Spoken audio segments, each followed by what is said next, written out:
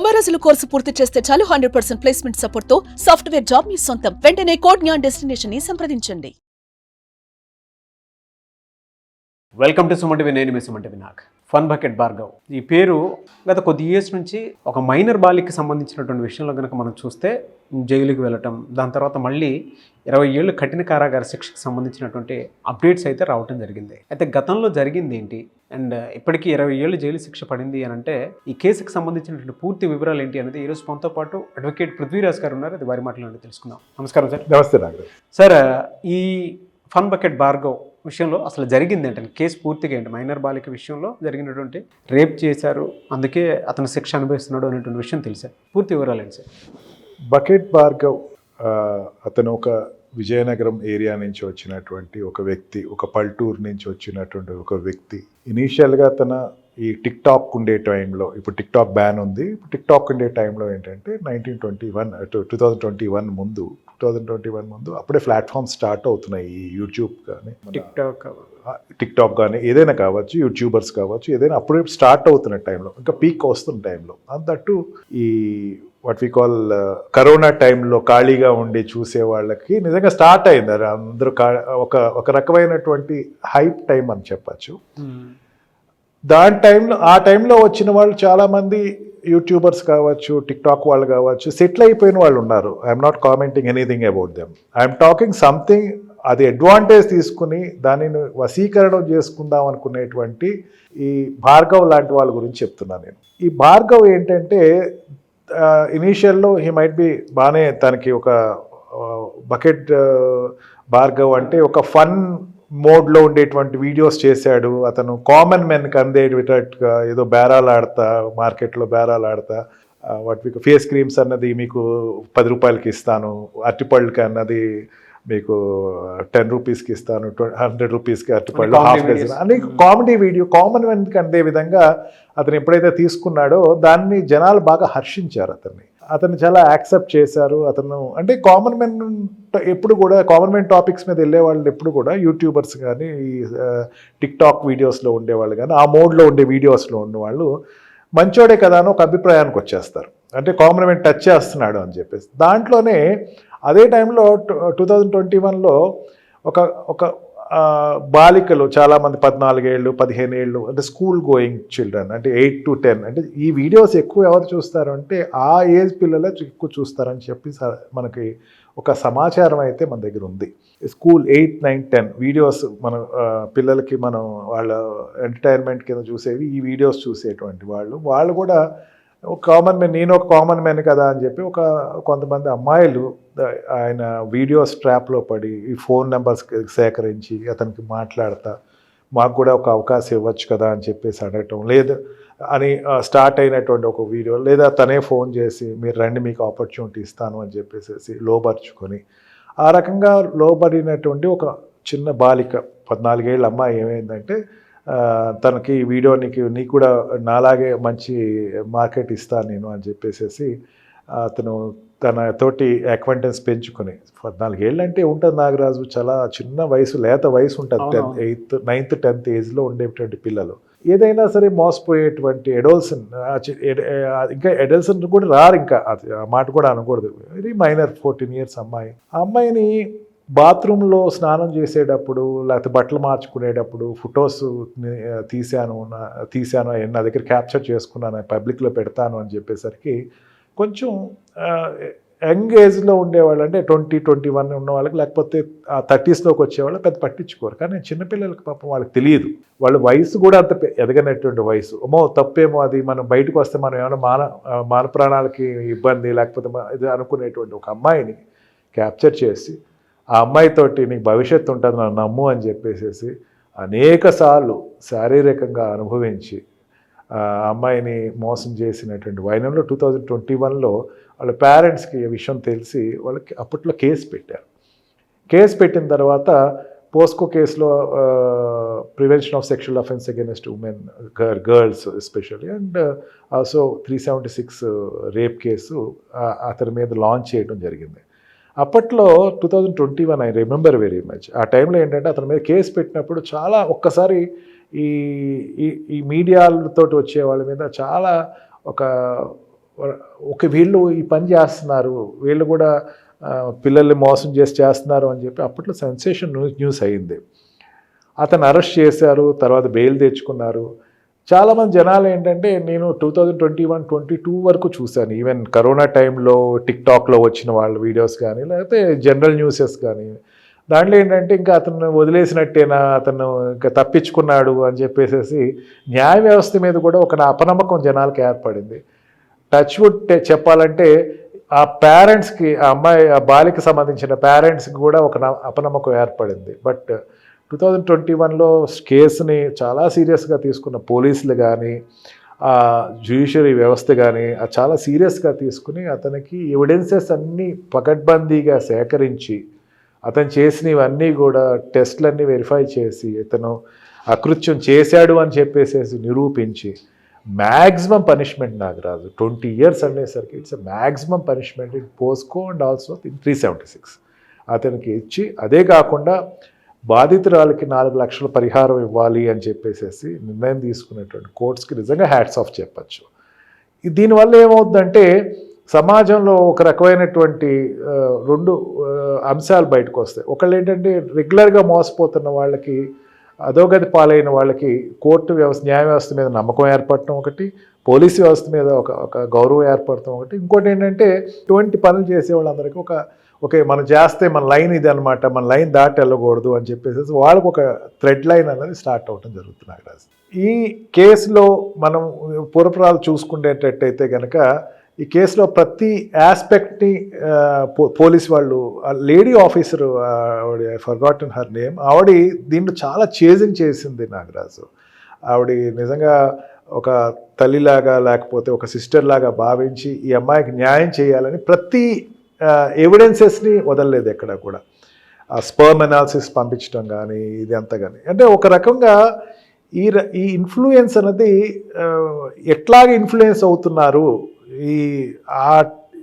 ఈ రకంగా వీడియోస్ చేస్తాను, టిక్టాక్ వీడియోస్ చేస్తాను, యూట్యూబ్ వీడియోస్ చేస్తాము, మీరు రండి అని చెప్పేసి చిన్న పిల్లల్ని లేకపోతే కాలేజ్ దగ్గరికి వెళ్ళే వాళ్ళని మెయిన్ ప్రాంక్ వీడియోస్ చేసే వాళ్ళని ఎట్లా ట్రాప్ చేస్తున్నారు అన్నది ఇది స్పష్టంగా మనకి ఒక కోణంలో తెలుస్తూ ఉంటే మనకు అర్థమైపోతుంది.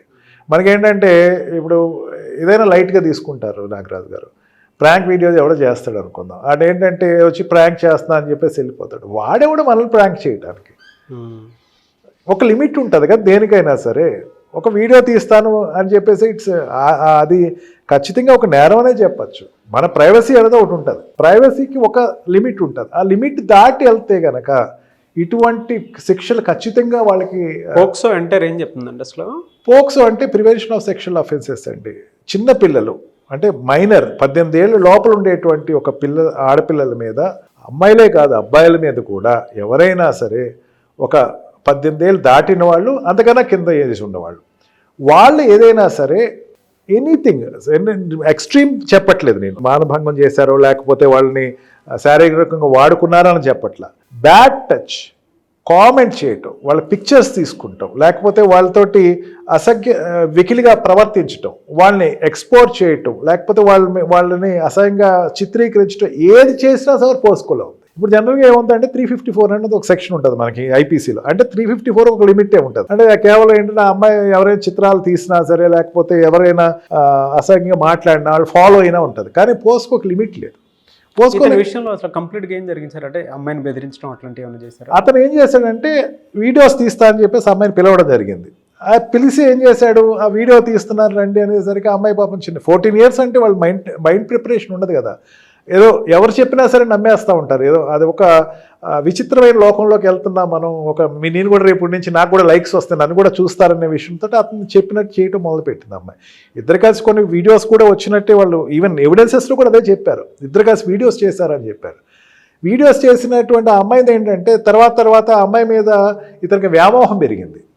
వ్యామోహం పెరిగి ఆ అమ్మాయి ఒక్కతే నేనైతే అనుకోవట్లేదు, నిజంగా టెలింగ్ దట్ ఆ అమ్మాయి ఒక్కతే కదా, ఆ అమ్మాయి ఒక్కటి బయటపడిందని చెప్పచ్చు. ట్రాప్లో చాలా మంది ఉన్నారు, ఈ అమ్మాయి ఒక్కళ్ళే కాదు, ట్రాప్లో ఇంకా ఉన్నారు అని చెప్పేసి ఇన్వెస్టిగేషన్ స్టార్ట్ చేశారు. కానీ అందరూ బయటికి రాలేరు నాగరాజు, నాకు జరిగింది అన్యాయం రాలేరు, కానీ ఇప్పుడు వస్తారు ఖచ్చితంగా. చాలామంది ఏంటంటే ఈ అమ్మాయిని డ్రెస్ చేంజెస్ దగ్గర ఆ ఫొటోస్ తీశాను నేను. నిజంగా తీసాడో లేదో కూడా, తీసిన ఫొటోస్ అయితే పోలీసు వాళ్ళు ఏమి కోర్టుకి సబ్మిట్ చేయలేదు. తీశాను అని చెప్పేసి ఆ అమ్మాయిని లోబర్చుకొని ఆ అమ్మాయిని శారీరకంగా అనుభవించాడు అని చెప్పేసి అనేక మాడు, ఒకసారి కాదు, వైజాగ్లో అనుభవించాడు, హైదరాబాద్లో అనుభవించాడు. రిపీటెడ్గా అమ్మాయితోటి అతను అసహ్యంగా బిహేవ్ చేయటమే కాకుండా అతనితోటి ఈవెన్ కడుపు చేశాడు అన్నది కూడా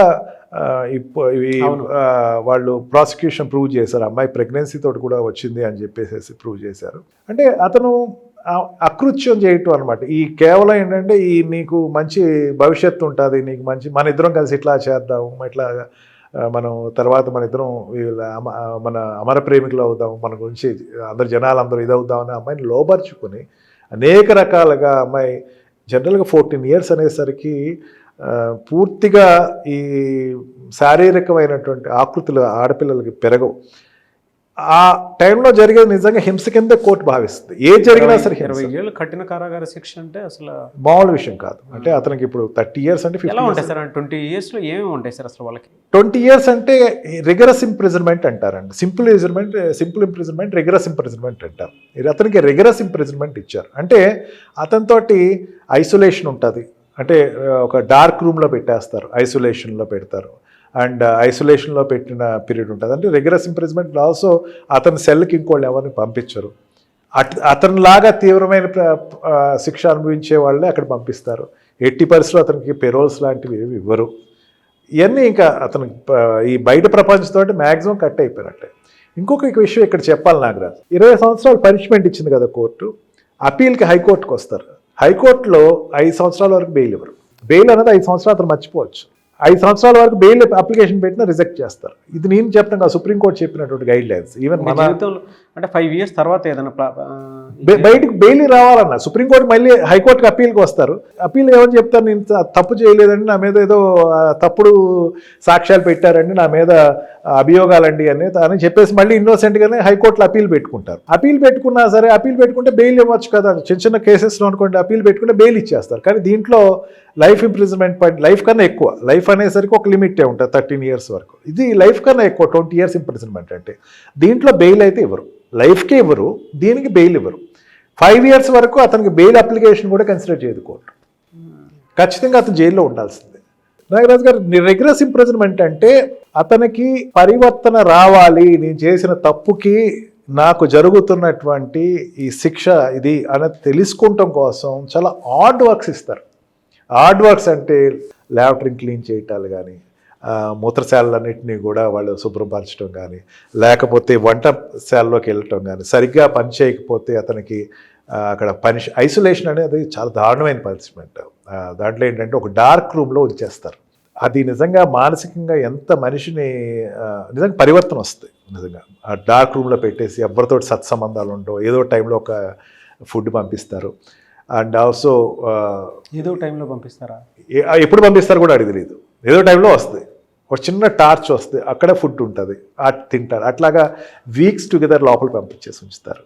ఇంక మనిషి ఎవడో అన్నది కనపడ్డి పిచ్చెక్కిపోద్ది. అది రేషియోస్ చూస్తారు. అక్కడ అంత పంపించారంటే అతను పిచ్చెక్కేయాలని కాదు, అక్కడ సైక్రాటిస్ట్ వెరిఫై చేస్తారు. ఇన్ని డేస్ పెట్టాలి, ఎన్ని డేస్ పెట్టిన తర్వాత ఇంకా నమ్మైపోతాడు మనిషి. ఇంకా మనిషి కనపడాలి నాకు అన్న ఫీలింగ్లోకి వచ్చేస్తాడు. బాహ్య ప్రపంచానికి వచ్చేసిన తర్వాత చాలు, ఇంకా నాకు ఇంక వద్దురా బాబు, ఈ తప్పు చేయకూడదు నేను అనేటువంటి పరివర్తన ఖచ్చితంగా వస్తుంది. డార్క్ రూమ్లో పెట్టడం. అండ్ ఆల్సో ఈ కఠినమైన పనులు చెప్పినప్పుడు చేయకపోతే కనుక అతనికి లోపలే పనిష్మెంట్ ఇవ్వటం, ఫర్దర్ పనిష్మెంట్, కొట్టడాలు కూడా జరుగుతాయి అక్కడ.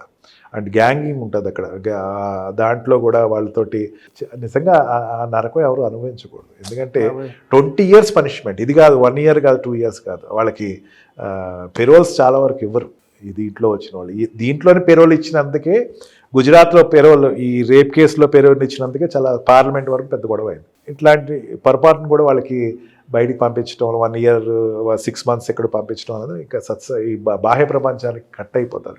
లోపల అతని జీవితం ఎండ్ అయిపోయింది అని చెప్పచ్చు. అతని జీవితం టోటల్గా ఎండ్ అయిపోయింది అని చెప్పచ్చు. ఇక 5 years వరకు ఇంకా వెలుగు లేదు. ఈవెన్ ఇన్నోసెంట్ అని చెప్పినా 5 years తర్వాత అతను ఏదైనా చేసిన ఇటువంటి ఎప్పుడు జరగకుండా ఉండాలని మాత్రం కోరుకోవాలి సార్. జరగకుండా అంటే ఇది ఒక ఎగ్జాంపుల్ అవ్వాలి. భార్గవ్ అనేవాడు ఇంకోటికి ఎగ్జాంపుల్ అవ్వాలి. అంటే ఆడపిల్లలు, చిన్నపిల్లలు కానీ, నిజంగా నేను ఆడపిల్లలు కూడా చిన్నపిల్లలతోటి నువ్వు వ్యవహారం చేసే 18 సంవత్సరాల లోపల నిజంగా 18 సంవత్సరాలు వాళ్ళ లోపల ఉన్నటువంటి అమ్మాయిని తోటి ప్రవర్తించిన నియమావళి అనేది పోస్కో చాలా క్లియర్గా చెప్పింది.